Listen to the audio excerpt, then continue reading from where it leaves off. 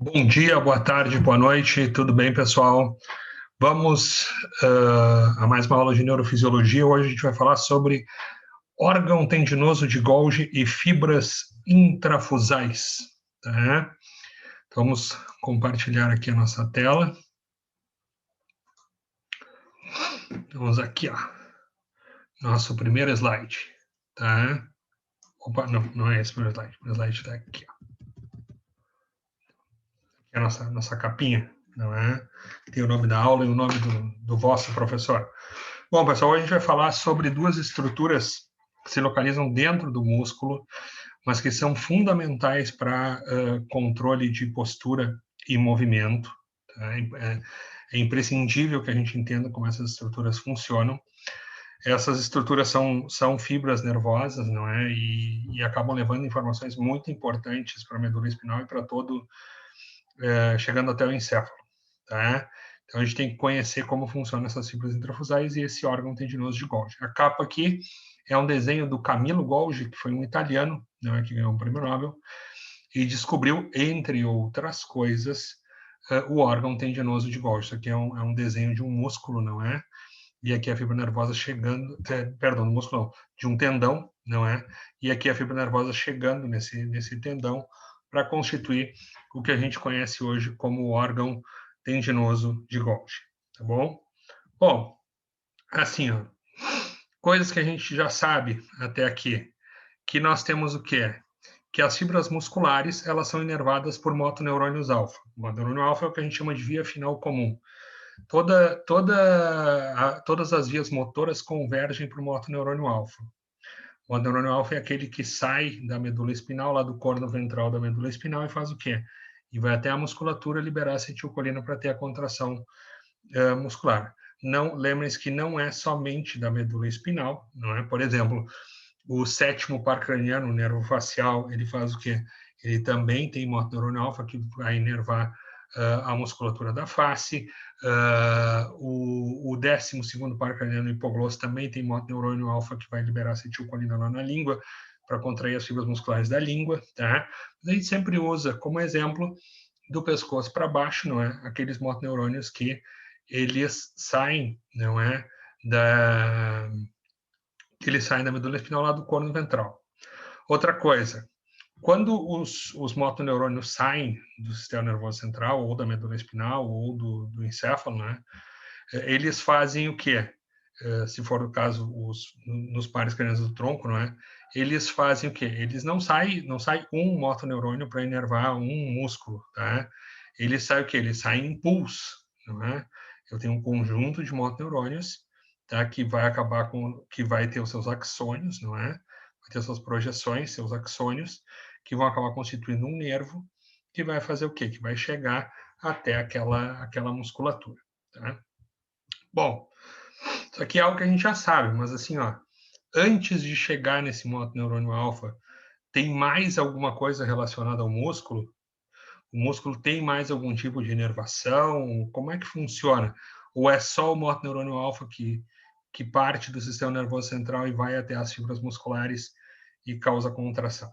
Não, tem muita coisa antes desse motoneurônio alfa. Tá? Agora a gente vai ver isso daí. Bom, assim, ó, primeiro, fibras musculares. Tá? Existem diferentes classificações para fibras musculares. Tá? Por exemplo, vocês podem classificar de acordo com características metabólicas. Por exemplo, fibras brancas e fibras vermelhas.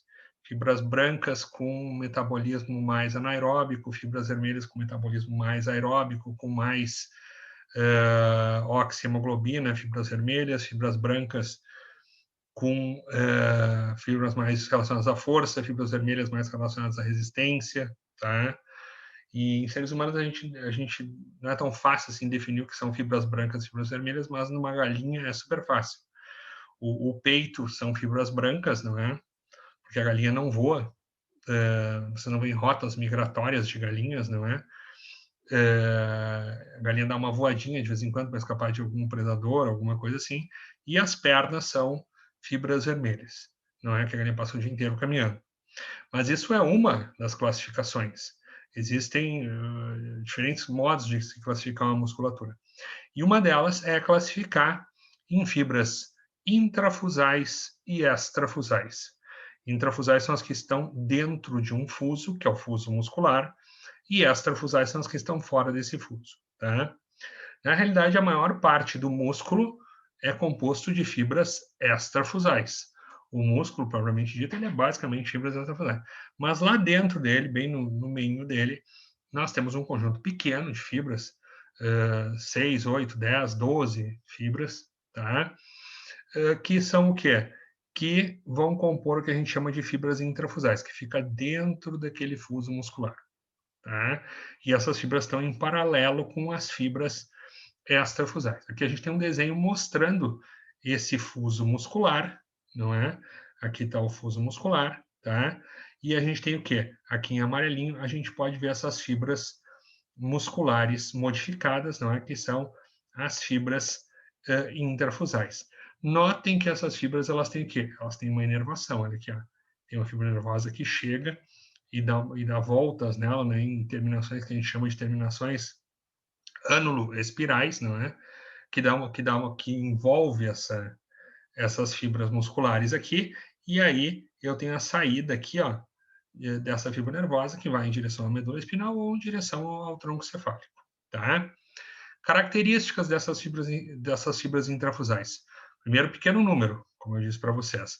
A maior parte do músculo é constituída de fibras extrafusais, tá? São paralelas em relação às extrafusais, estão no mesmo sentido, na mesma orientação, tá? Tem características embrionárias, não tem nada demais assim. Não participam efetivamente da força de contração. Às vezes assim, mas tem aqui participação no movimento, professor. Já vai ver isso. Mas a força de contração, gerar força para contrair o músculo, isso não é feito pelas fibras intrafusais, tá? Até ela só tem um pouco de actina e miosina, só tem fibras contráteis aqui, ó, nas suas extremidades, tá? No meio delas, nós não temos essas fibras contráteis. As fibras contráteis só existem nas extremidades, tá? Elas são inervadas por axônios sensoriais do tipo 1A, principalmente nessa região mais central aqui, ó, que é o que está aparecendo aqui nessa figura, tá? Então, o que acontece? Eu tenho uma fibra que ela fica envolvendo, não é? Essa fibra muscular, e tem fibras do tipo 2 que vão ficar um pouquinho mais para trás aqui, ó, mas não no centro da fibra muscular, né, da fibra intrafusal, vão ficar por aqui, e não aparecem aqui nessa figura, vão aparecer depois em outra, tá? Bom, outra coisa, essas extremidades, tá?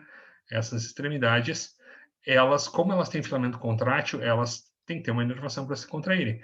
E essa inervação é feita pelos chamados motoneurônios gama. Nós temos os motoneurônios alfa, que fazem a contração das fibras extrafusais, e temos os motoneurônios gama, que fazem a contração das extremidades da fibra intrafusal. Tá? Isso é muito interessante. Bom, para que elas servem? Tá? Os motoneurônios gama são divididos em dinâmicos e estáticos, mas a gente já vai ver isso daqui para frente. Tá? Para que elas servem? Elas servem para determinar o grau de estiramento de toda a musculatura. Por que eu tenho que saber o quanto está estirada a minha musculatura?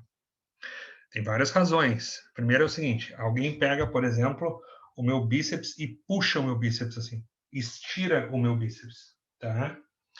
Se alguém estirar o meu bíceps, eu tenho que ter uma reação rápida de fazer o quê? De fazer a flexão desse bíceps e aproximar do meu corpo. Por quê? Porque se eu não fizer essa reação rápida de puxar esse bíceps de volta, alguém pode puxar esse meu bíceps e pode romper uma estrutura muscular, pode romper uma estrutura tendínea, pode romper uma estrutura óssea, tá? Então, eu tenho que ter reflexos que vão ser integrados já ali na medula espinal para eu poder fazer o quê? Alguém puxa o meu braço e eu posso fazer o quê? E eu posso puxar de volta. Alguém estira a minha musculatura e eu posso imediatamente responder com o quê? Uma flexão da minha musculatura. Tá? Então, esse é um ponto que é um ponto muito importante. Mas, assim, não é somente para proteção. Vocês imaginem que é fundamental para controle de postura e movimento que eu faça o quê?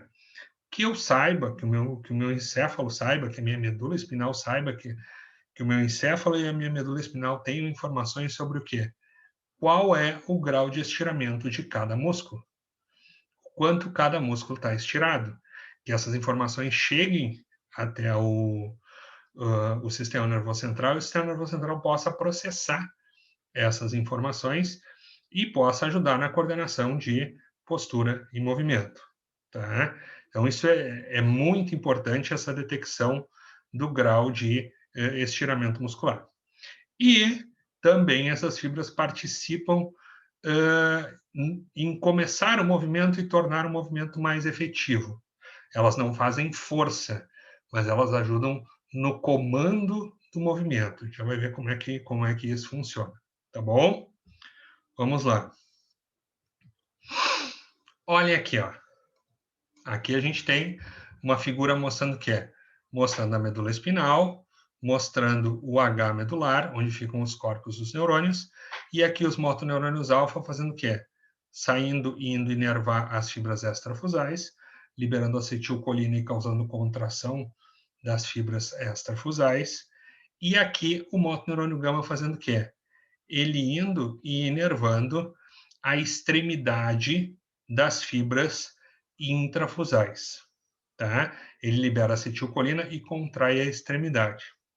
Só notem uma coisa, isso aqui é um detalhe que é muito importante. Olha aqui, ó. Aqui está ampliado esse motoneurônio gama. Ó.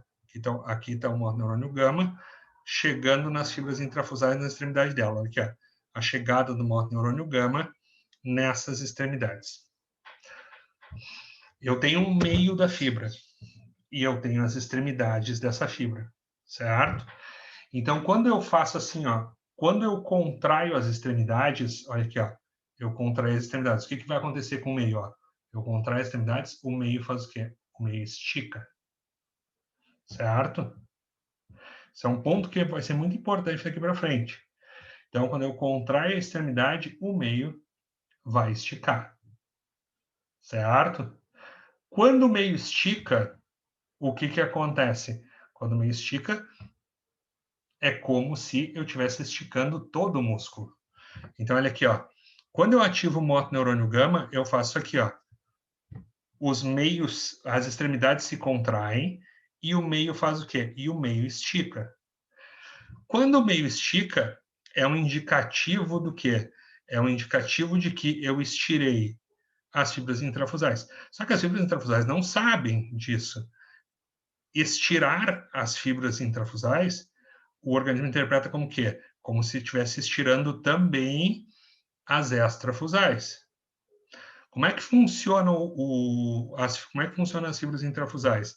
Elas funcionam assim, ó. Vamos voltar ali naquele slide. Elas funcionam assim, ó.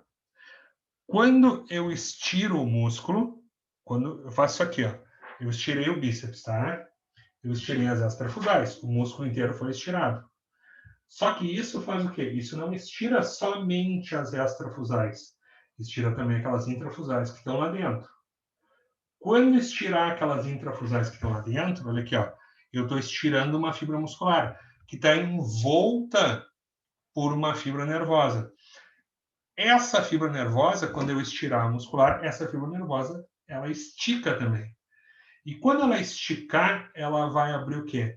Ela vai abrir canais que são mecanosensíveis. Eu vou deformar a membrana plasmática e vou abrir canais e vou permitir o quê? Vou permitir a entrada de sódio. Aí eu estou despolarizando aquela fibra.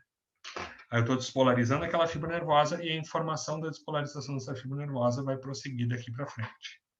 Tá? Então, esse é um ponto que é um ponto muito importante. Como é que funcionam as fibras intrafusais? Eu estiro as extrafusais, estiro junto as intrafusais, isso estica a fibra nervosa, e quando estica a fibra nervosa, abre canais mecânicos, não é? Canais de estiramento mecânicos, e vai acontecer o quê? E ali eu vou ter a entrada de sódio, despolarizo a fibra, e essa informação faz o quê? E essa informação vai através da fibra nervosa. Tá? Então, quando eu fizer isso aqui, ó, voltando a essa figura, quando o motoneurônio gama contrair as extremidades, quando ele liberar a acetilcolina aqui e contrair as extremidades vão fazer isso aqui, ó. Tem o meio e as extremidades aqui na minha mão. As extremidades fazem isso aqui, ó. O que acontece com o meio? O meio estira. Quando ele estira, não tem jeito. Essa fibra aqui vai fazer o quê? Vai despolarizar e vai uma mensagem para a medula espinal ou para o tronco cefálico do quê? De que estirou as intrafusais. Estirou as intrafusais é a mesma coisa que estirar as extrafusais também, tá? E aí vai ter a resposta a esse estímulo, tá? Bom, olhem aqui, ó. Essas fibras intrafusais, existem dois tipos de fibras intrafusais, tá? Existem as em bolsa nuclear, tá? Que são essas aqui. Elas são fibras MEG, não é? Normalmente se fala em bolsa nuclear. O guia não traduz como saco nuclear, mas isso aí não se usa geralmente. Geralmente é em bolsa nuclear e em cadeia nuclear, tá? Então, o que nós temos aqui, ó? Nós temos fibras em bolsa nuclear, que são essas mais gordinhas aqui. Os núcleos vão ficar aqui, ó, dentro dessa bolsinha aqui, tá? E nós temos as fibras em cadeia nuclear, tá? São fibras mais fininhas e que os núcleos fazem o quê? Que os núcleos ficam um atrás do outro aqui, como se fosse uma cadeia de núcleos, tá? As mais magrinhas são as fibras em cadeia nuclear, tá? Então, olhem aqui, ó. A fibra do tipo 1A, ela faz o quê? Ela vai inervar, as terminações anuloespirais vão inervar o quê? Vão inervar todas as em bolsa nuclear e todas as em cadeia nuclear, tá? As fibras do tipo 2, elas vão fazer o quê? Elas vão fazer uma distinção aqui entre as em bolsa nuclear. Porque as em bolsa nuclear, eu tenho o quê? Eu tenho uma fibra em bolsa nuclear que me dá uma resposta dinâmica e eu tenho uma fibra em bolsa nuclear que me dá uma resposta estática. Tá? E as em cadeia nuclear me dão uma resposta estática. O que significa resposta dinâmica e resposta estática? Resposta dinâmica é me mostrar isso aqui, ó. Olha aqui, ó. Eu estou tendo uma variação do ângulo articular aqui do meu bíceps, certo? Eu estou tendo um dinamismo aqui nesse movimento, certo? Então, eu tenho que ter uma resposta dinâmica me mostrando o quanto está variando esse grau de estiramento. Quem está mandando essa informação para a medula espinal agora, quem está detectando essa informação, são o quê? A primeira coisa que está estirando é o quê? São essas fibras em bolsa nuclear dinâmicas, tá? Ela que está captando essa informação e está mandando para a medula espinal. E essa informação está indo pela fibra do tipo 1A, certo? Mas também existe um estiramento estático. O que é um estiramento estático? Estiramento estático é esse aqui, ó. Olha aqui, ó. Meu braço está parado. Meu bíceps está parado, certo? Meu bíceps estando parado, mesmo ele estando parado, existe um grau de estiramento. Quem detecta esse grau de estiramento vai ser detectado por quem? Pelas fibras em bolsa nuclear que dão a resposta estática e as fibras em cadeia nuclear, não é? Que também dão resposta estática, tá? Então, aqui, ó, resposta estática, fibras em bolsa nuclear que dão resposta estática e fibras em cadeia nuclear que dão resposta estática, tá? Resposta dinâmica são só as fibras em bolsa nuclear que dão resposta dinâmica, tá? Aqui a gente está vendo a estrutura do fuso, olha aqui, ó.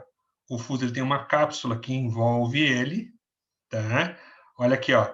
Aqui os axônios aferentes que vão levar a informação do grau de estiramento dessa fibra muscular, tá? E aqui os axônios eferentes, os motoneurônios gama, que vão inervar o quê? Que vão inervar a extremidade dessas fibras intrafusais, tá? Esses motoneurônios gama, existem motoneurônios gama de dois tipos, tá? Os motoneurônios gama que fazem o quê? Que vão estimular as fibras dinâmicas e as fibras estáticas, que vão estimular as fibras dinâmicas e que vão estimular as fibras estáticas. Tem dois tipos, motoneurônio gama de fibra dinâmica e motoneurônio gama de fibra estática. Tá? Bom, então o que acontece? Esse motoneurônio gama, quando ele libera acetilcolina aqui, ele faz o quê? Ele faz o seguinte, ele já causa uma contração das extremidades. Então, ele vai ampliar a resposta. Tá? Ele vai causar uma ampliação da resposta. Tá? Vamos dar uma olhada aqui no gráfico. O que a gente tem aqui no gráfico? A gente tem no gráfico isso aqui, ó. A gente tem no gráfico isso aqui, ó. Eu tenho aqui a fibra muscular, ela está com um determinado comprimento, tá? Durante 0,2 segundos, ela vai fazer o quê? Ela vai sofrer um estiramento. E aí ela faz o quê? E aí ela vai se manter em outro comprimento. É como se eu fizesse isso aqui, ó. A fibra está nesse comprimento. Aí ela faz o quê? Ela sofre um estiramento durante 0,2 segundos e para na outra posição.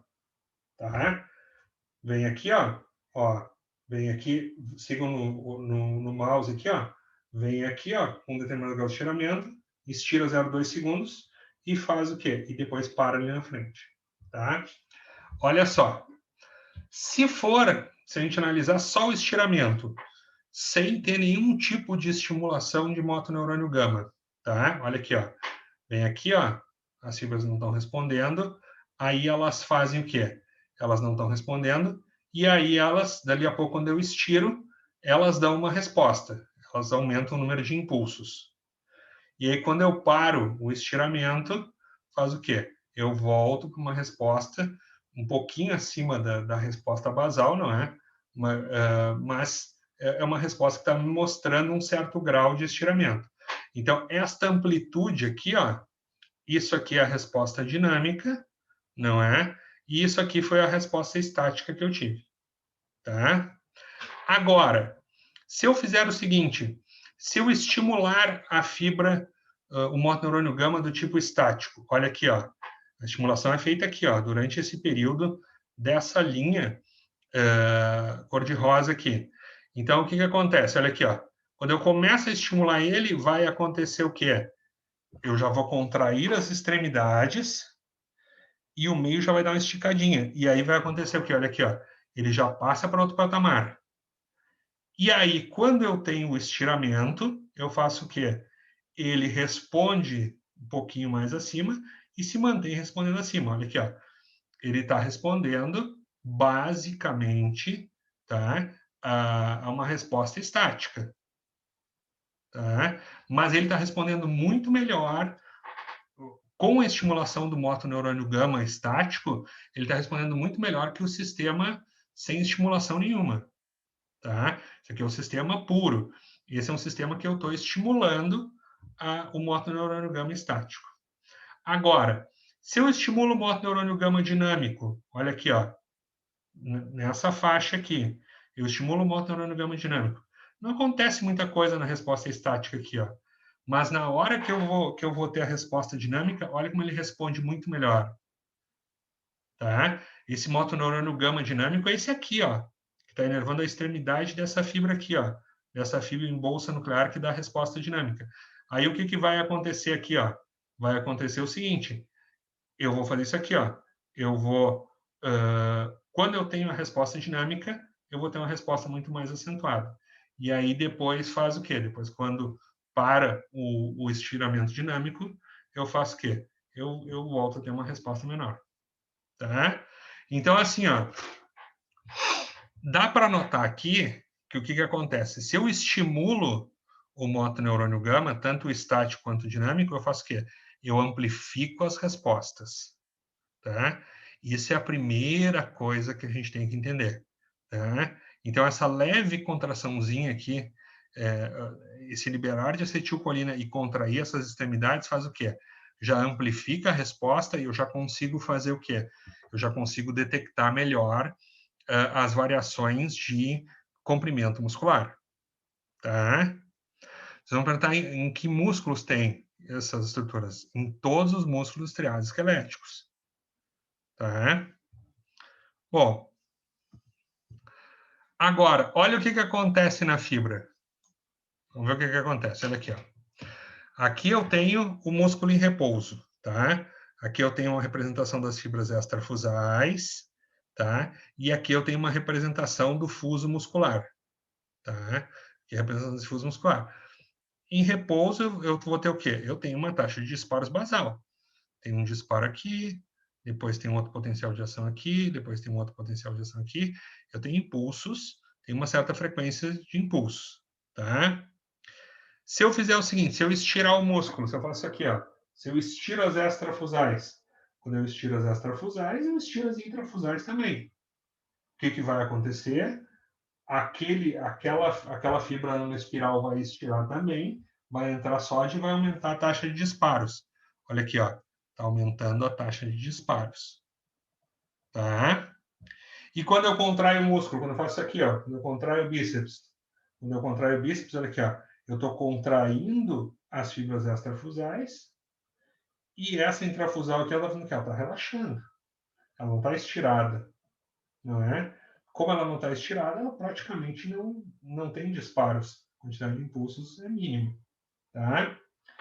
Agora, se eu aumento a descarga do motoneurônio gama, tá? Em repouso, tá? Olha aqui, ó. Se eu aumento a descarga do motoneurônio gama e faço o quê? E contrai um pouquinho as extremidades, tá? Ela já vai dar uma esticadinha a mais. Mesmo o músculo estando em repouso, ela já vai dar uma esticada a mais.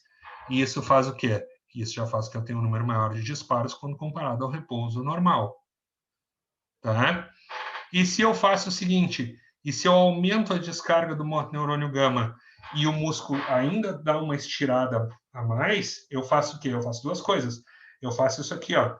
Eu contraio as extremidades, o meio distende e o músculo ainda faz o quê? O músculo ainda estira. E aí faz o quê? Aí o número de disparos fica muito maior. Olha aqui, ó. Quando eu comparo esse músculo estirado aqui com esse músculo estirado, olha aqui, ó.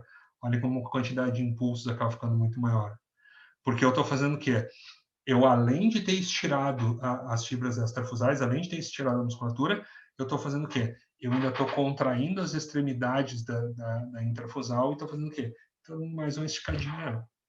Tá? Então, é importante entender essa figura aqui. Tá bom?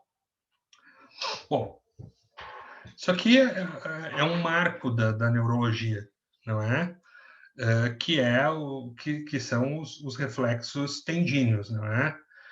Aqui o reflexo miotático, não é? O reflexo patelar. Esse aqui é o reflexo patelar. Teoricamente, todo músculo estriado esquelético tem esses reflexos. Alguns, logicamente, os da face vão ser integrados no tronco, não na medula espinal, não é? Só que alguns são mais fáceis de serem observados, a gente consegue ver com mais facilidade, e outros são mais difíceis de serem observados. Vamos ver qual é a lógica desse exame. A lógica desse exame é o seguinte: você pega um martelinho, aqui a gente tem um martelinho com cabeça em forma de triângulo, e com esse martelinho se percute o tendão. O termo correto é percutir, não é bater, tá? Se percute o tendão. Quando a gente percute o tendão, a percussão leve do tendão, e essa percussão ela é bem leve, ela não tem força para estirar todo o quadríceps, tá? Então, quando vocês percutirem esse tendão no quadríceps, vocês não vão ter força para estirar todo o quadríceps. Mas esta fibra intrafusal, essa fibra aqui do fuso muscular, ela faz o quê? Ela vem aqui, ó, em paralelo e vem até aqui também, até o tendão lá. Então, quando vocês percutirem o tendão, vocês vão fazer o quê? Vocês vão rapidamente fazer isso aqui, ó. Vocês vão pegar essa fibra do fuso muscular e fazer isso aqui ó, com ela. Tá. Vão esticar ela. Quando vocês esticarem, o que o organismo entende? Ele entende o seguinte: ele entende que estirou todo o quadríceps. E o que é estirar todo o quadríceps? Estirar todo o quadríceps seria alguém ter pego o pé de vocês e puxado para trás para estirar o quadríceps. Qual é a resposta que vocês têm que dar para um estiramento rápido desse quadríceps? A resposta que vocês têm que dar para um estiramento rápido desse quadríceps seria alguém puxar o pé de vocês para trás, é fazer o quê? seria fazer a contração do quadríceps e colocar o pé para frente. E é exatamente isso que vai ser feito. Então, vocês percutem com o martelinho aqui, estiram o tendão, estiram a fibra do fuso muscular, tá? Estiram aquela fibra em bolsa nuclear dinâmica, não é? E vai acontecer o quê? Vocês vão abrir canais de estiramento, canais mecânicos aqui, nessa fibra do tipo 1A, e vai acontecer o quê? Imediatamente essa informação vai, tá? Aqui passa por um neurônio pseudonipolar e faz o quê? Vem aqui, ó, e faz uma sinapse, entra no corno dorsal da medula espinal e faz uma sinapse com um motoneurônio alfa que está no corno ventral. E o motoneurônio alfa, ele faz o quê? Ele vem aqui, lógico que é um conjunto de motoneurônios, tá? Ele vem aqui, ó, o motoneurônio alfa, libera acetilcolina e faz o quê? Causa a contração do quadríceps. Vocês notaram, primeiro, esse é um reflexo monossináptico. Se vocês pegarem o tempo de condução do estímulo nervoso aqui, o tempo de condução nesse outro, mais o intervalo que tem aqui para lançar neurotransmissores aqui para lançar glutamato e estimular o motoneurônio alfa e depois para lançar acetilcolina e estimular a musculatura, só tem como ser monossináptico, não tem como ter mais de uma sinapse, tá? O que a gente pode ver nesse exame? Olha aqui, ó. Ele não é o teste do seguinte, ele não é o teste de uma via sensitiva e de uma via motora, tá? Ele é um teste de uma via sensitiva e de uma via motora. Então, se vocês tiverem um problema nessa via sensitiva, vocês podem ter o quê? Vocês podem ter uma diminuição desse reflexo, vocês podem ter hiporreflexia ou podem ter até arreflexia. Se vocês tiverem uma diminuição dessa via motora, tá? Um paciente, por exemplo, com poliomielite, que tem uma destruição desse motoneurônio alfa, ele faz o quê? Ele pode ter uma hiporreflexia, pouco reflexo, ou até a arreflexia, que é a ausência do reflexo. Tá? Já adianto para vocês, a arreflexia, se ela não for acompanhada de outro sinal ou sintoma, ela não é patológica. Tá? Tem muitos indivíduos que têm a reflexia. É muito comum quando a gente faz exame, principalmente, sei lá, o indivíduo corre bastante, é jogador de futebol, é atleta. A gente vê o quê? A gente vê o seguinte, a gente vê que é muito difícil conseguir esse reflexo, é muito difícil elicitar esses reflexos. Tá? Então, a arreflexia, se ela não for acompanhada de outro sinal ou sintoma, ela não é patológica. Tá? Mas também, o que a gente busca nesse exame? Não é só observar essa via sensitiva, tá? E essa via motora, tá? Não é somente observar via sensitiva e via motora. A gente quer observar vias superiores, tá? O que eu quero dizer com vias superiores? Eu quero dizer para mim assim, ó, eu testo o reflexo bicipital, tá? O que se espera de um paciente? Se espera que ele tenha o bicipital igual de dois lados. Eu faço isso aqui, ó, que ele tenha... O bicipital é um reflexo que a gente vê bem pouquinho, tá? Que tem uma leve contraçãozinha do bíceps aqui e outra leve contraçãozinha do bíceps do outro lado. Se ele tiver isso aqui, ó, ele tem uma leve contraçãozinha do bíceps de um lado e do outro lado ele faz o quê? Ele tem um reflexo muito exacerbado. O que a gente pode notar? A gente pode pensar o seguinte, a gente pode pensar que muito provavelmente, olha aqui, ó, ele tem, vamos pensar esse paciente, ele tem isso aqui, ó, ele tem o lado esquerdo, o reflexo tá normal, tá?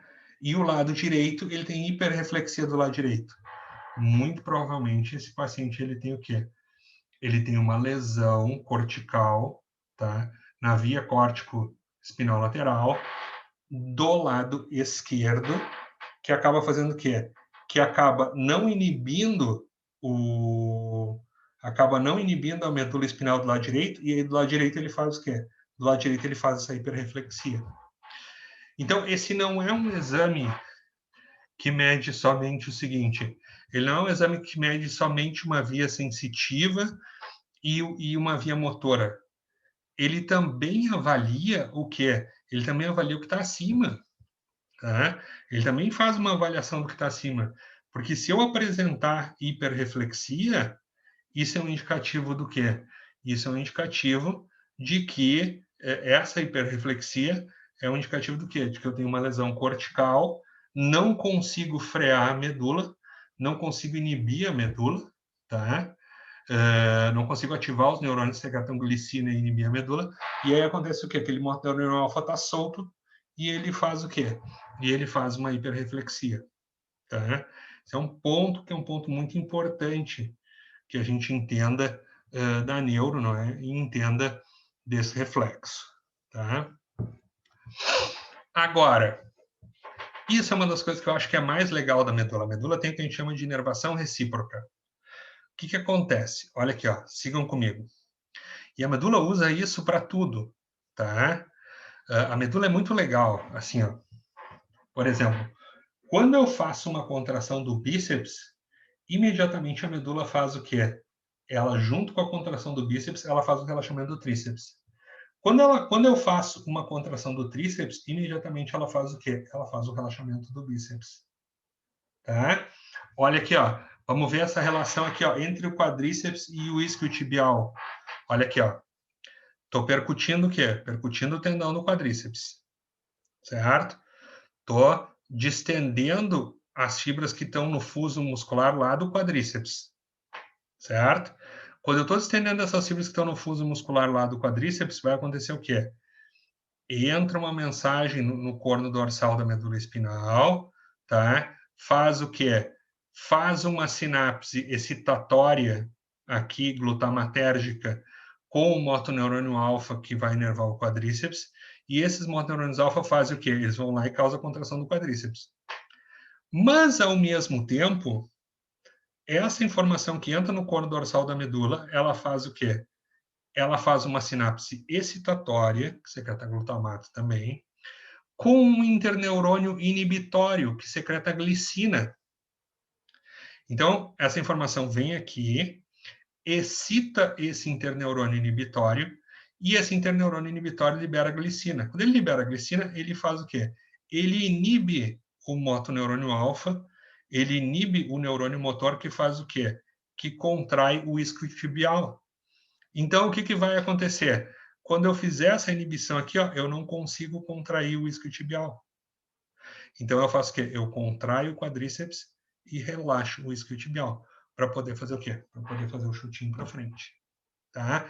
Essa inervação recíproca é muito legal, uma das coisas mais legais que tem na medula espinal. Tá? Bom,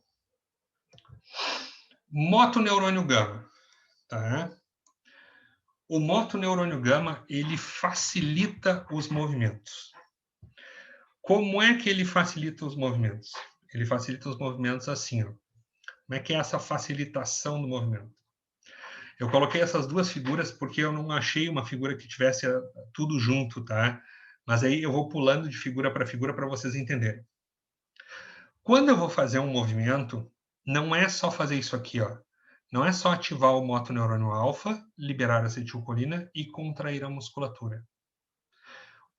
O motoneurônio gama participa de muitos dos movimentos que a gente faz. Tá? Uma boa parte dos movimentos que a gente faz, o motoneurônio gama participa. Como é que ele participa? Ele participa assim, ó. O motoneurônio gama, ele faz o quê? Ele vem aqui, ó. Eu quero fazer um movimento. Eu ativo o motoneurônio gama. Quando eu ativo o motoneurônio gama, ele faz o quê? Ele vem aqui, ó, e libera acetilcolina e faz o quê? E contrai as extremidades da fibra intrafusal. Quando ele contrai as extremidades da fibra intrafusal, eu não estou fazendo isso aqui, ó. Se eu contrair as extremidades da fibra intrafusal, não é a mesma coisa que se eu estivesse estirando todo o músculo. Aí eu faço o quê? Vai uma informação por uma fibra do tipo 1A, entra no corno dorsal da medula e aí ativa o motoneurônio alfa. E aí sim, e aí o motoneurônio alfa libera acetilcolina na musculatura. Alguém vai me perguntar, mas por que dar toda essa volta? É uma senhora volta, né? Ou seja, por que eu vou fazer isso aqui, ó? Por que primeiro eu vou ativar o gama, vou contrair as extremidades, Depois, essa contração das extremidades vai mandar informação pela fibra aferente do tipo 1A e vai ativar o alfa e aí vai causar a contração. Porque assim, ó, vocês têm que imaginar que tem um custo as informações chegarem de centros superiores até a medula espinal. E o número de motoneurônios gama é muito menor. Então, é mais fácil ativar um número pequeno de neurônios e fazer o quê? E já fazer desencadear esse reflexo. Tá? Então, assim, ó, o motoneurônio gama, ele facilita o movimento. E isso a gente vê no que a gente chama de manobra de Jędrásik. Tá? Manobra de Jędrásik é o seguinte, vocês estão fazendo exame de reflexos e vocês não conseguem achar os reflexos nos pacientes. Estão fazendo, por exemplo, patelar. Aí vocês estão fazendo patelar, vocês peçam para o paciente fazer isso aqui, ó. Vou achar a câmera aqui para vocês verem. Peço para ele fazer isso aqui, ó. Para ele cruzar entrelaçar os braços aqui, ó, e puxar com força. Quando ele puxar com força, isso vai fazer o quê? Isso vai ativar os motoneurônios gama ao longo de toda a medula. E quando ele ativar os motoneurônios gama ao longo de toda a medula, ele vai fazer o quê?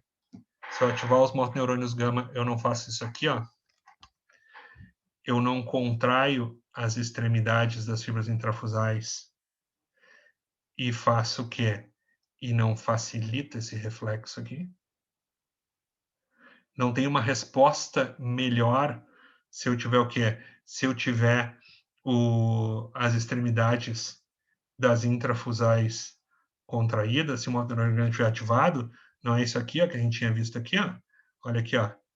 O músculo estirado responde de um jeito, mas ele responde muito melhor. O número de disparos, o número de impulsos é muito maior se o motoneurônio gama estiver ativado. Tá? Então, assim, ó, essa manobra de Jędrásik funciona assim. Só que essa manobra de Jędrásik, ela faz o seguinte, ela também funciona. Aí alguém vai dizer, professor, mas eu quero testar o reflexo do bíceps. Como é que eu faço? Aí tu pede para o paciente fazer isso aqui, ó, para ele baixar a mão e apertar a mão e cerrar os dentes e apertar os dentes. Aí isso aqui, ó. Quando vocês apertam os dentes, o ato de apertar os dentes faz o quê? Ativa os motoneurônios gama em toda a medula espinal e facilita toda a contração muscular. Tá? Pessoal, só vocês pensarem o seguinte: quando vocês querem fazer força para carregar alguma coisa, vocês querem pegar e querem carregar uma coisa pesada, vocês não fazem isso aqui, ó, vocês não cerram os dentes e puxam aquilo, não fazem força para isso, vocês estão ativando motoneurônios gama, a mordida ativa os motoneurônios gama, tá? Ou quando vocês fazem o seguinte, ou quando vocês começam a rir, vocês começam a dar risada, vocês não perdem as forças. Por que vocês perdem as forças? Porque a boca está aberta. Vocês estão com a boca aberta, vocês não estão cerrando os dentes. Vocês não estão ativando o motoneurônio gama. Por que um paciente que tem bruxismo, ele faz o quê? O paciente que tem bruxismo, ele faz o seguinte, ele acorda com dores terríveis pelo corpo. Ele acorda com dores terríveis pelo corpo, ele acorda com dor muscular. Por quê? Porque ele passou a noite inteira fazendo o quê? Apertando os dentes. Certo? Ele passou a noite inteira fazendo o quê? Ativando o motoneurônio gama. Pessoas que têm ansiedade, se vocês forem testar reflexos em pessoas que têm ansiedade, vocês vão ver que elas têm hiperreflexia. Tá? Vocês vão ver que tem hiperreflexia. E muitos pacientes com ansiedade referem dor muscular. Por quê? Porque ele tem um aumento, os pacientes com ansiedade têm um aumento de ativação de motoneurônio gama, o que gera uma contração muscular mais pesada. Tá? Eles aumentam a tensão muscular. Tá? Querem ver uma coisa? Vocês pegam e fazem o seguinte. Vocês pegam e... Não existe ninguém com uma oclusão dentária perfeita. Tá? Isso é uma coisa que não existe. Tá? E, assim, a maior parte dos indivíduos são mastigadores preferenciais para um lado. Tá? É muito difícil a gente ter indivíduos que mastigam perfeitamente dos dois lados. Tá? Mas digamos que vocês tivessem um indivíduo com uma oclusão dentária perfeita. Perfeito. Toma uma aguinha aqui. Aí vocês tiram um dente dele. E a oclusão dentária já não fica mais tão perfeita. E aí ele começa a se tornar mastigador preferencial, muito preferencial para um lado. Vocês não acham que ele vai fazer o seguinte, que ele vai começar a utilizar mais os motoneurônios gama de um lado da medula espinal, ao invés de utilizar do outro? Se ele começar a utilizar mais os motoneurônios gama mais de um lado, ele vai contrair os músculos mais de um lado. E os músculos vão aumentar o seu tônus mais de um lado. Quando os músculos começam a aumentar o seu tônus mais de um lado, vocês só façam o seguinte, vocês coloquem ele numa parede milimetrada e vão tirando fotos dele. E vocês notam o seguinte, que os ombros dele vai acontecer o quê? Um dos ombros começa a cair, o outro começa a subir. Tá? Mas não tem uma parede milimetrada. Olhem os sapatos dele. Ele começa a gastar o sapato mais de um lado do que de outro. Como ele começa a fazer uma força diferente nos pés, ele faz o quê? O epitélio da sola do pé começa a produzir mais queratina num determinado ponto. E ele faz o quê? E ele começa a fazer calos nos pés, de forma diferente entre os dois pés. Tá? E aí, esse paciente começa a ter problemas de dor nas costas, começa a ter problemas de dor na coluna. Às vezes, se faz todo um tratamento para a coluna toda, e talvez a solução seja, sei lá, repor aquele dele, às vezes fazer um tratamento ortodôntico e ajustar a mordida daquele paciente para quê? Fazer um ajuste na mordida para que ele não venha ter aquele problema relacionado à coluna. Tá? Então, assim, ó, esse sistema de motoneurônios gama é fundamental para controle de postura e movimento e interfere em várias coisas. Tá? Interfere em muitas coisas de um indivíduo. Tá bom? Então, assim, essas são coisas que são legais, são importante a gente saber. Tá? Bom, órgão tendinoso de Golgi. Tá? O que é o órgão tendinoso de Golgi? O órgão tendinoso de Golgi é o seguinte, nós temos os músculos têm um tendão que é inserido no osso, músculo estriado esquelético, tá? Tem um tendão que é inserido no osso, tá? O órgão tendinoso de Golgi nada mais é do que uma fibra nervosa que fica inserida no meio das fibras de colágeno do tendão. Eu tenho uma figura aqui, ó, vou mostrar para vocês, olha aqui, ó. Aqui a gente tem o seguinte, aqui a gente tem o músculo, não é? Aqui a musculatura, e aqui o tendão. E aqui as fibras de colágeno do tendão. O que é o órgão tendinoso de Golgi? Nada mais é do que uma fibra nervosa que está o quê? Está inserido no meio dessas fibras de colágeno. Quando o músculo se contrai, aqui, ó, aqui está o músculo, tá? Depois aqui vem a estrutura tendínea e depois vem o osso. Quando o músculo se contrai, ele não faz isso aqui, ó. Ele não se contrai, ele não traciona a estrutura tendínea e puxa a estrutura óssea, não é isso que ele faz? Não é esse o objetivo dele, pelo menos? Tá? Então, o que acontece? O órgão tendinoso de Golgi, ele fica no meio dessas fibras de colágeno. Aqui, ó, faz de conta que isso aqui são fibras de colágeno, tá? Que compõem o tendão. Essa mão aqui são as fibras de colágeno. E essa outra mão são as fibras nervosas. Aí eu tenho aqui, ó. Elas ficam aqui, ó. Tá? Aí o que acontece? Para cá, para esse lado aqui, ó, tá o músculo. Para o outro lado tá o tendão. Então, o que acontece? Quando o músculo se contrai, ele faz o quê? Ele puxa esse tendão. Ele faz isso aqui, ó. Ele, olha para meus dedos aqui, ó. Ele puxa o tendão e as fibras de colágeno fazem isso aqui, ó. Apertam e vão. Quando eu aperto uma fibra nervosa, eu não vou abrir canais mecânicos de estiramento, não vai entrar sódio e eu não vou despolarizar essas fibras. Então, é exatamente isso que o órgão tendinoso de Golgi faz. Ele serve para quê? Ele serve para, quanto mais eu contraio a musculatura, mais eu ativo o órgão tendinoso de Golgi. Para que serve o órgão tendinoso de Golgi? Primeiro, é extremamente protetor. Por exemplo, eu decido da minha cabeça o seguinte: eu decido da minha cabeça que eu vou carregar um piano, mas eu não tenho estrutura muscular, eu não tenho estrutura tendínea, eu não tenho estrutura óssea para carregar um piano, tá? Mas eu decido que eu vou carregar. Não vai chegar uma hora que eu vou pegar aquele piano vai ser tão pesado que eu vou largar ele. Eu estou segurando e chega uma hora que a musculatura faz o que? Larga, tá? Isso é o reflexo de estiramento invertido, que é isso aqui, ó. Olha aqui, ó.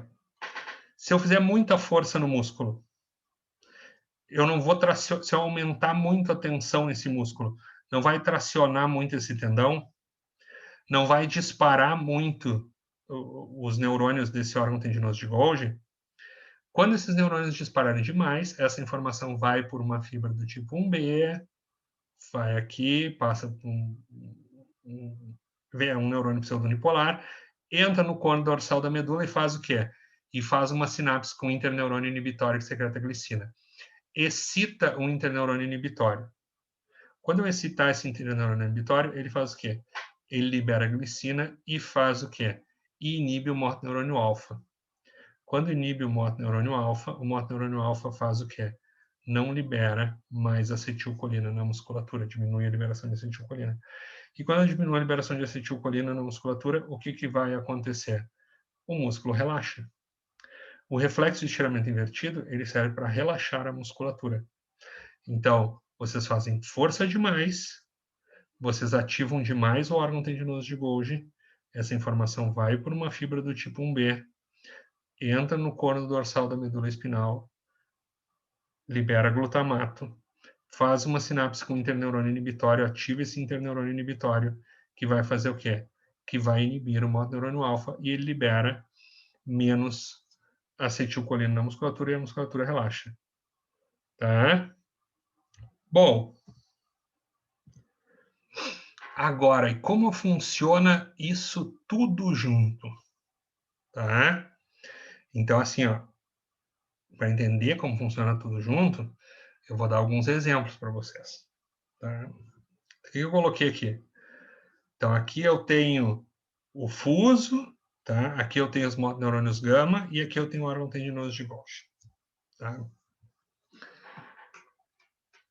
O indivíduo faz o seguinte, ele faz a faculdade e aí ele, depois que ele termina a faculdade, ele vai fazer um curso em Tramandaí. E aí, quando ele vai fazer o curso em Tramandaí, estão dando aula lá de neurofisiologia para ele. E aí, quando estão dando aula de neurofisiologia, o professor do curso chama ele e diz o seguinte, chama ele lá no palco e diz para ele, alonga, tenta colocar fica em pé e tenta colocar os dedos da tua mão, na ponta dos dedos da tua mão nos pés. A indivíduo tenta alongar e não consegue. Aí, o professor lá, o mestre, que eu chamo de mestre do toco, não é? Ele faz o seguinte, ele dá um toco para o indivíduo morder. E aí o indivíduo morde vorazmente aquele toco, tá? Ele morde aquele toco. E aí depois que ele morde aquele toco, o mestre do toco diz, agora alongue de novo, miserável. E aí ele alonga e toca a mão, os dedos da mão no pé. Ele alonga muito mais do que tinha alongado antes. E aí ele sai de lá dizendo o seguinte, eu nunca estudei neurofisiologia, o Leder nunca me ensinou neurofisiologia, nunca me ensinou nada disso, aprendi tudo com o mestre do toco. Tá? Pessoal, pensem nas coisas, pensem nos fenômenos. Tá? O que o mestre do toco fez? O mestre do toco fez o seguinte, vocês alongaram e chegaram a um determinado ponto, não é? De alongamento que vocês puderam, tá? Depois, vocês alongaram e chegaram naquele ponto. Depois vocês fazem o quê? Vocês mordem aquele toco enlouquecidamente. Morder não faz o seguinte, morder não ativa os motoneurônios gama, ativam os motoneurônios gama e eles fazem o quê? E eles contraem as extremidades da fibra intrafusal. Quando eles contraem as extremidades da fibra intrafusal, quando vocês estão mordendo, isso faz o quê? Lógico que aqui não vai ser necessariamente do pé, vai ser de todo o corpo, da perna, do quadríceps, tá? Estou dando só um exemplo. Quando vocês contraem as extremidades das fibras intrafusais, vocês fazem o quê? Vocês vão pegar e vão contrair a extremidade e vão estirar o meio. Quando vocês estirarem o meio, vocês ativam a fibra do tipo 1A e fazem o quê? E ativam o modo neurônio alfa, que vai fazer o quê? Que vai liberar acetilcolina e vai causar contração na musculatura. Então, vocês estão com um toco e vocês estão mordendo aquele toco. Em última análise, vocês estão fazendo o quê? Vocês estão ativando o motoneurônio alfa, gama, perdão, tá? Mordendo aquele toco. Quando vocês ativam o motoneurônio gama, vocês acabam fazendo o quê? Vocês acabam fazendo o arco reflexo aqui e acabam fazendo o quê? E acabam causando uma contração excessiva de todos os músculos do corpo, tá? Se vocês causarem uma contração excessiva de todos os músculos do corpo, a contração desses músculos não faz o quê? Não ativa o órgão tendinoso de Golgi, que vai fazer o quê? Que vai mandar uma mensagem pela frente do tipo 1B, vai ativar o interneurônio inibitório, o interneurônio inibitório vai inibir a liberação de acetilcolina, e assim que vocês pararem de morder, vocês têm uma liberação muito baixa de acetilcolina. Assim que vocês pararem de morder, o que vai acontecer? Vocês ativaram esse órgão tendinoso de Golgi, e aí vocês fazem o quê? Vocês vão diminuir drasticamente a liberação de acetilcolina no músculo. E quando vocês liberarem menos acetilcolina no músculo, menos contraído fica o músculo, mais fácil é de alongar. Entenderam como é que funciona? Então, vocês vão alongar, depois vocês vão morder, e quando vocês alongarem, vocês vão alongar muito mais. Tá? Agora, outra coisa que se usa muito na fisioterapia, o paciente faz isso aqui, ó. O paciente pega, faz um alongamento, e na educação física também, ele faz um alongamento, vocês alongam ele, tá? Aí ele faz força contra esse alongamento. E aí depois vocês alongam mais ele, e ele alonga muito mais. Por que isso acontece? Isso se usa muito em pacientes que têm uma diminuição de mobilidade, quando vocês querem afrouxar a musculatura dele para aumentar a mobilidade. Tá? Vou contar para vocês. Uma vez eu quebrei o cotovelo. E aí, quando eu quebrei o cotovelo, o que aconteceu? Quando eu quebrei o cotovelo, a gente combinou de fazer uma intervenção, uma imobilização bem rápida, tá? Foi uma fratura bem leve, assim. Eu acho que eu fiquei imobilizado 10 dias, tá? E aí já foi para fisioterapia para melhorar a movimentação do cotovelo, tá? Quando eu quebrei o cotovelo, assim, a gente imagina que não vai ter déficit nenhum, né? Depois de 10 dias depois de uma quebra, tá? Vou contar para vocês. Eu quebrei o cotovelo e saí do Hospital São Lucas, da PUC, né? E o traumático me disse, olha, pode passar lá no centro de reabilitação e já pode marcar suas sessões de fisioterapia. E eu pensei, não, vou marcar isso depois eu vejo, talvez nem precise. Pessoal, eu entrei no carro, eu não consegui virar a chave do carro. Não consegui. Eu não tinha força na mão para fazer isso aqui, para virar a chave do carro. Quando eu não consegui virar a chave do carro, obviamente, eu vi que ali já era o fim da picada. Imediatamente eu saí do carro e fui para o centro de reabilitação. Tá?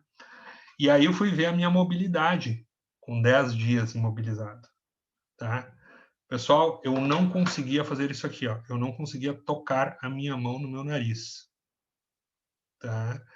Eu passei quase um mês sem conseguir fazer a barba, porque quer dizer, eu tô sem barba, agora com a pandemia, tô sem fazer a barba direto.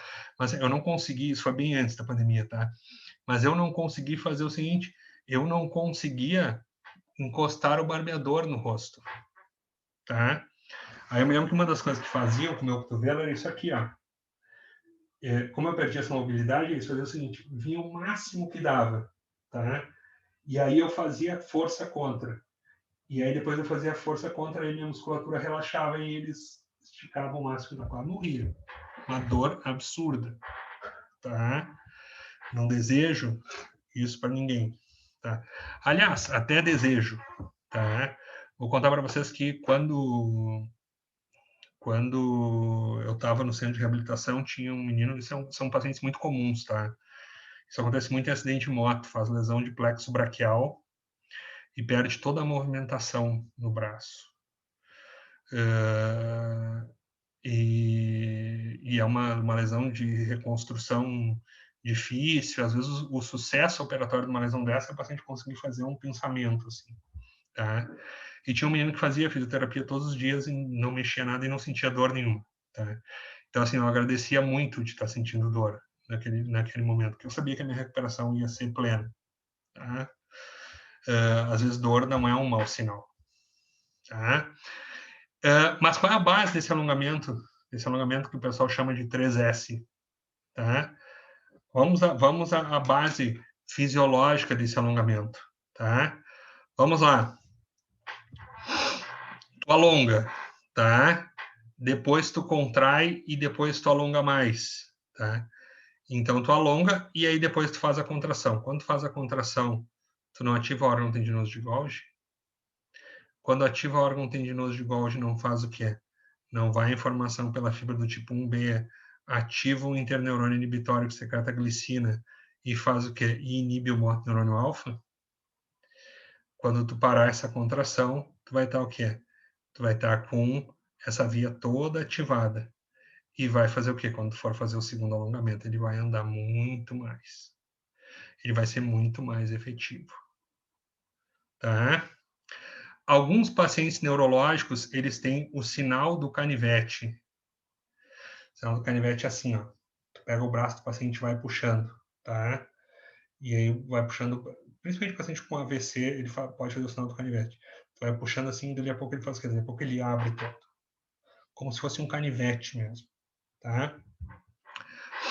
O que está acontecendo? Vou fazer aqui com a perna, tá? Tu tá fazendo o seguinte, ele tá com um aumento de tônus flexor, tá? E aí tu tá fazendo o quê? Tu tá fazendo a extensão, presta atenção aqui no meu braço, tá? Tu tá fazendo a extensão dele, tá? Qual é a resposta que ele tá dando a essa extensão, tá? A resposta que ele tá dando a essa extensão é essa aqui, ó. Eu tô estirando a musculatura, tá? Olha aqui para esse quadríceps que eu tô estirando a musculatura. Ele está ativando o aferente do tipo 1A, está fazendo o quê? Está ativando o motoneurônio alfa e está causando a contração. Mas quando ele está causando a contração, ao mesmo tempo que ele está causando a contração, ele está fazendo o quê? Ele está ativando o órgão tendinoso de Golgi e vai chegar uma hora que ele vai fazer o quê? Que ele vai relaxar. E quando ele relaxa, se abre como um canivete. Tá? Então, esse é um sinal neurológico muito clássico, esse sinal do canivete, que a gente encontra muito em pacientes AVCizados. Tá? Entenderam como funciona?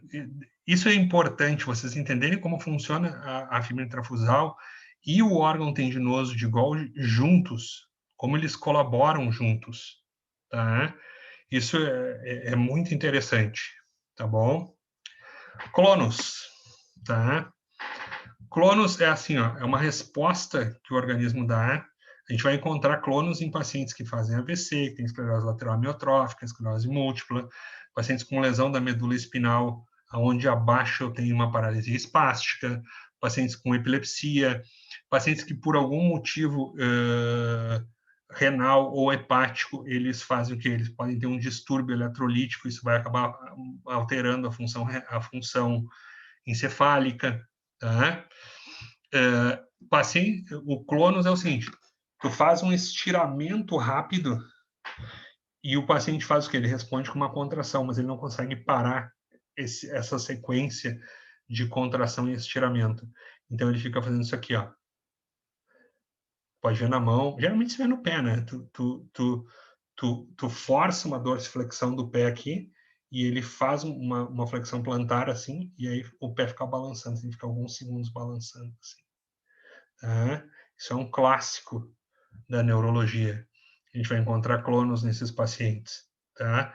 Quais são as bases do clonus? O clonus não é uma coisa só que faz o clonus. Então, o clonus tem 3 bases principais. Olha aqui, ó. Vamos seguir as bases do clonus para que a gente possa entender. Tá? Olha aqui, ó. Primeiro, eu faço o seguinte. Eu faço aqui, ó. Eu estiro, tá? Se eu estiro, eu faço o quê? Eu faço um reflexo de estiramento, tá? As fibras intrafusais vão fazer um reflexo de estiramento. Eu fiz no pé, tá? Mas eu não tenho uma figura de estiramento do pé. Isso aqui é só ilustrativo, tá? Eu estiro. As fibras intrafusais detectam o estiramento. E vão fazer o quê? Vai informação pela fibra do tipo 1A, entra no cone dorsal da medula espinal, ativa o motor neuronal alfa e faz a contração do pé. O pé pega, eu estirei o pé assim, aí o pé pega e faz isso aqui, ó, tá? Quando o pé se contrai, o que vai acontecer, tá? Eu vou ter a contração, essa contração ativa o órgão tendinoso de Golgi, que vai ativar a fibra do tipo 1B, ativa o interneurônio inibitório, inibe o motor neurônio alfa e faz o quê? Relaxa aquele pé. E aí ele estira de novo. Como eu não tenho um controle do córtex sobre isso, o que vai acontecer? Isso fica solto, aí o paciente fica fazendo isso aqui. Tá? Isso é uma das coisas que ajuda. O que mais que esse paciente faz? Olha aqui, ó, de novo. Eu estiro o pé. Faz o reflexo de estiramento. Agora já é sem o órgão tendinoso de Golgi. Tá? Opa. Vamos fazer aqui, ó. Ali tá, porra. Tá, agora tá bom. Eu estiro esse pé, tá? Quando eu estirar esse pé, vai fazer o quê? Vai fazer o reflexo de estiramento. Vai pela fibra do tipo 1A, entra no coro dorsal da medula, ativa o motor neurônio alfa e causa contração. Quando causa contração, o fuso não relaxa? Se eu relaxo o fuso, isso desestimula a contração e vai fazer o quê? E estira de novo. E aí continua nesse balanço. Tá? Mas tudo isso tem a ver com o seguinte, por quê? Porque as fibras córtico-espinais, muitas delas ativam essa célula de Henschhock, que é um interneurônio inibitório que secreta glicina. Então, o que acontece? Acaba faltando algo que iniba tanto as musculaturas agonistas quanto antagonistas desse movimento.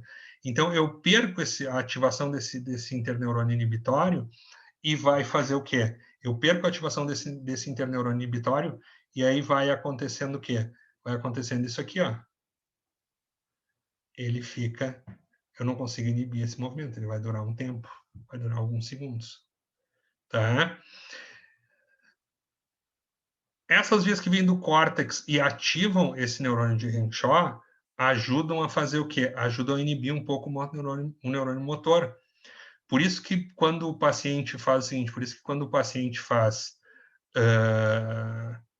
ele tem uma lesão cortical, ele faz o quê? Ele faz uma paralisia espástica. Ele aumenta o tônus, ele aumenta a contração e ele aumenta os reflexos, ele faz hiperreflexia. Por quê? Porque as vias que vêm do córtex ativam esse neurônio de Renshaw, que inibe o motor neurônio alfa. Quando tu tira essas vias, tu faz o quê? Tu não consegue ativar esse interneurônio inibitório e outros interneurônios inibitórios. E aí o motor neurônio alfa fica solto e ele faz o quê? E ele libera mais acetilcolina. Notem que o próprio motor neurônio alfa, ele faz o quê? Ele tem uma alcinha de feedback aqui, ó. Ele tem um colateralzinho dele que ativa o neurônio de Renshaw e inibe ele mesmo. Para ele fazer o quê? Para ele já ter um controle sobre o quanto ele está liberando de acetilcolina e da força que ele está fazendo. Tá? Então, se vocês perdem a via que vem do córtex, ou por exemplo, tá, mas lesou a medula espinal, daí sim, tu lesa o córtico espinal, entendeu? E o neurônio que está abaixo não tem essa informação. E aí tu faz o quê? Se tu não consegue ativar isso aqui, esse neurônio de Renshaw, não consegue ativar esses interneurônios inibitórios, tu faz o quê? Tu não consegue inibir o motor neurônio alfa. E aí tu não consegue inibir o motor neurônio alfa e ele faz o quê? e ele vai acabar lançando acetilcolina mais acetilcolina. E se tu não conseguir inibir isso em agonista e antagonista, ele faz o quê? Ele se perde e começa isso aqui. Por que paciente com tétano aumenta a contração muscular? O tétano é uma patologia que tu faz o quê? Que tu deixa de liberar neurotransmissores, tu não consegue liberar neurotransmissores, só que ele afeta os neurônios que secretam glicina e inibem o mononeurônio alfa. Então, no tétano, tu faz o quê? Tu não consegue liberar a glicina, e aí, quando tu não consegue liberar a glicina, tu não consegue inibir o mononeurônio alfa. E isso gera uma contração muscular generalizada, inclusive dos músculos da face, por isso que o paciente com tétano morre sorrindo, ele morre com o que a gente chama de riso sardônico. Tá? Dizem, eu nunca vi, tá? Já vi fotos só. Dizem que o paciente com tétano, tá? Tem fotos, os relatos são verídicos, tá? Se tu colocar a cabeça dele numa cadeira e os pés na outra, a contração muscular é tão grande que ele se sustenta. Tá? Bom, pessoal, espero que vocês tenham gostado. Vamos parar aqui, ó. Espero que vocês tenham gostado, espero que vocês tenham aprendido órgão tendinoso de Golgi e fibras intrafusais. E por hoje é isso. Um grande abraço.